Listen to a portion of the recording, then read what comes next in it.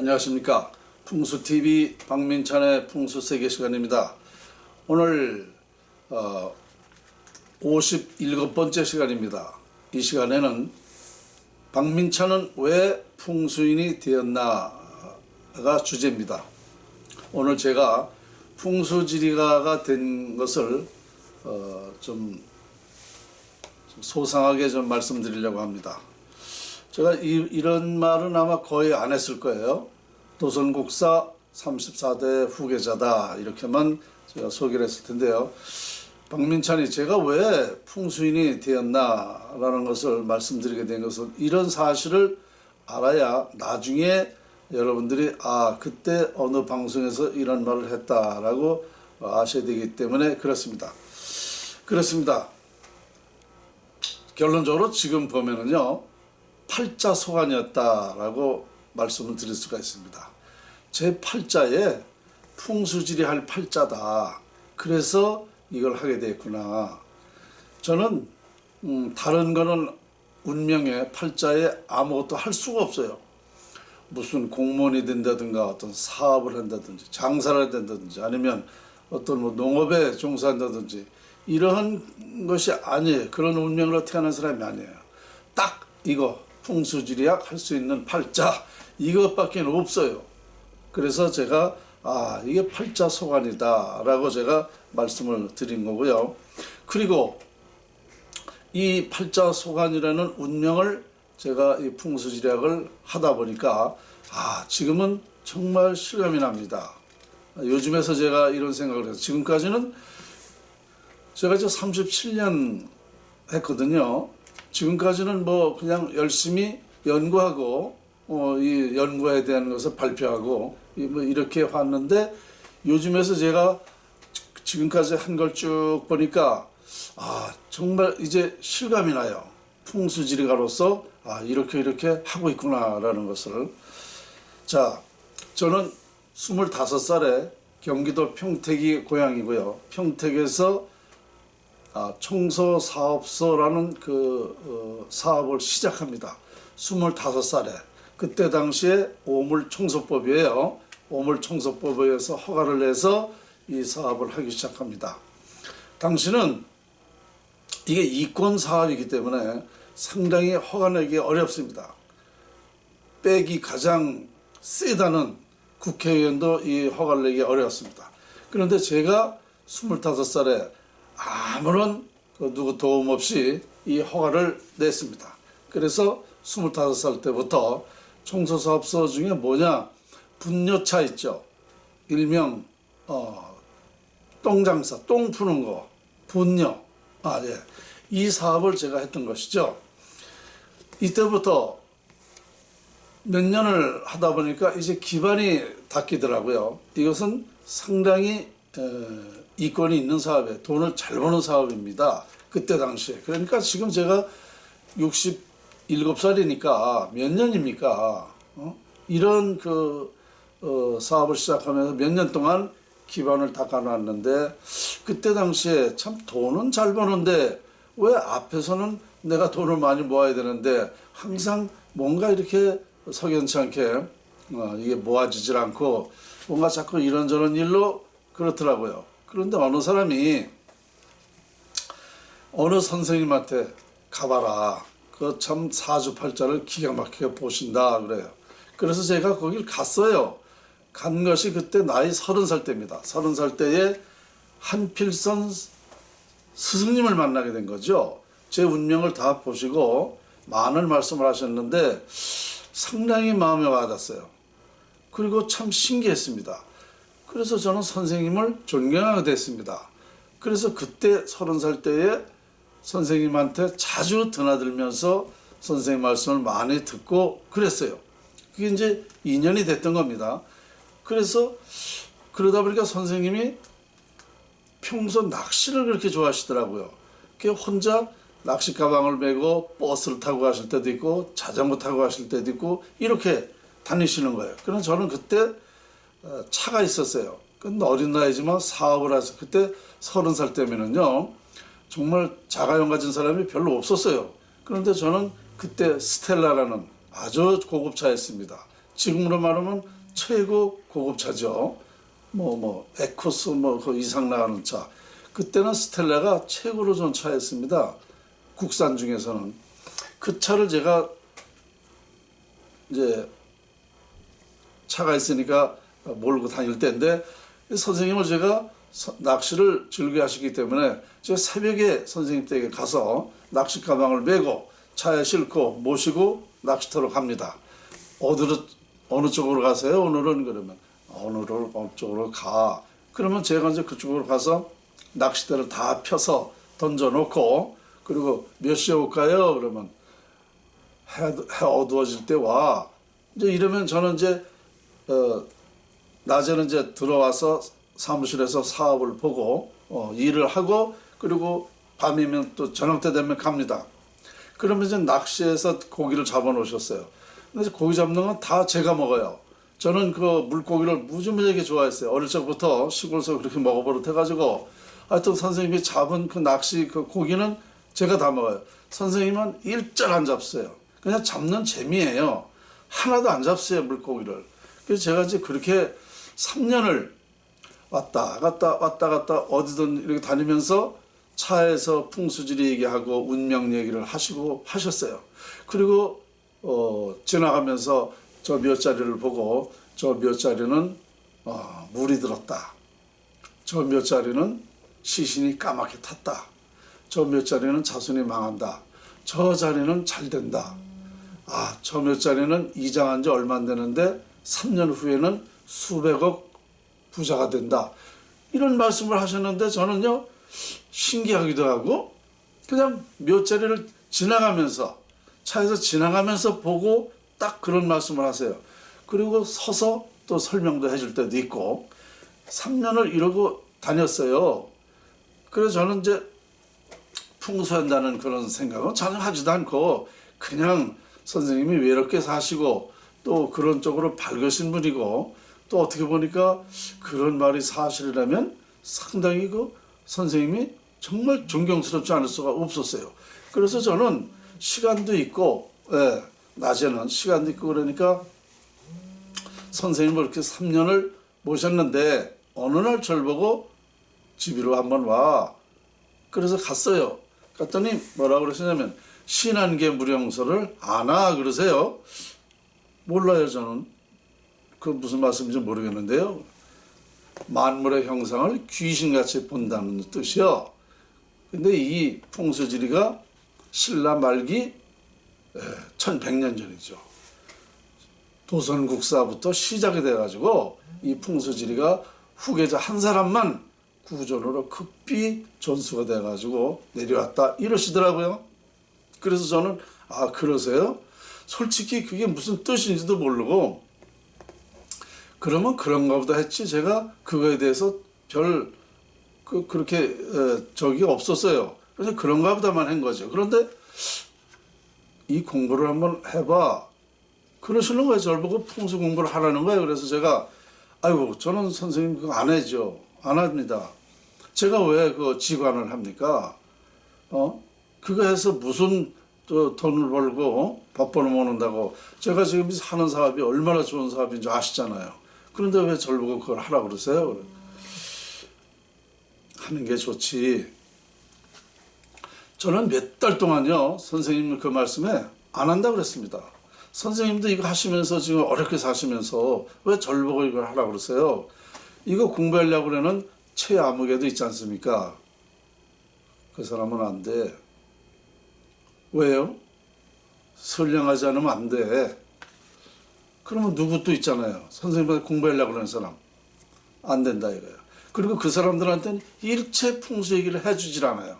그런데 저한테는 틈만 만나면 그거 자꾸 얘기를 해주시는 거예요.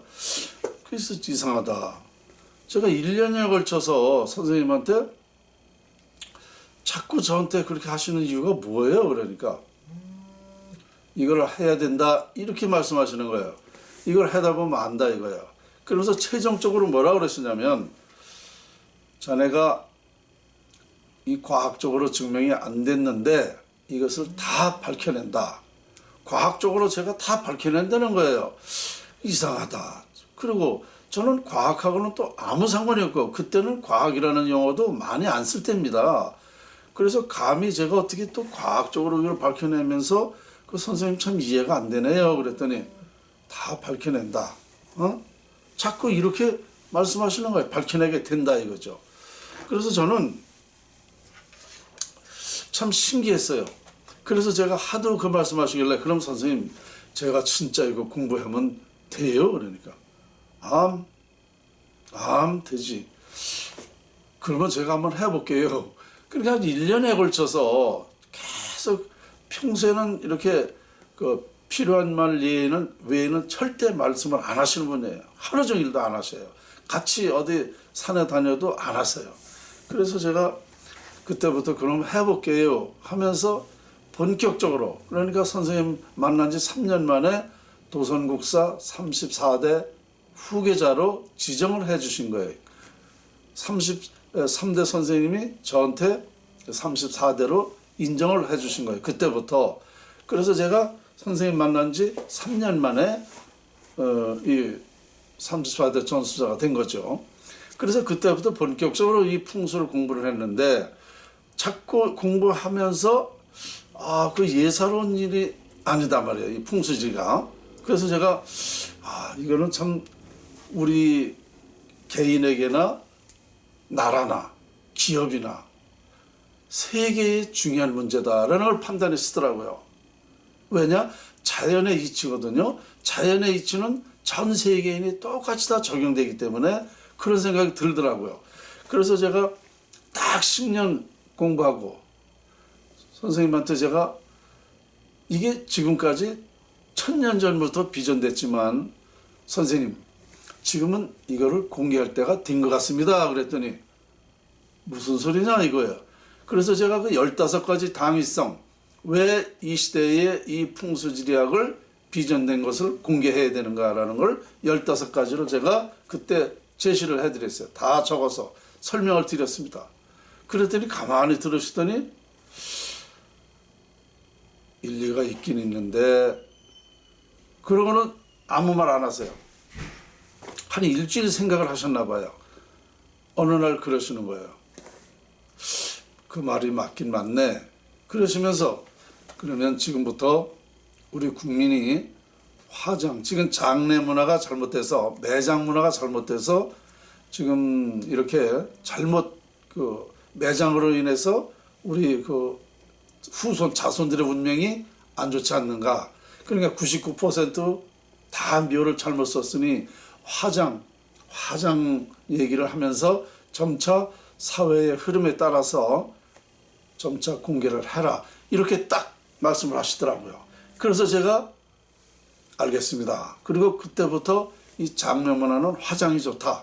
잘못 매장하는 것보다 화장이 좋다라는 논리를 83년도부터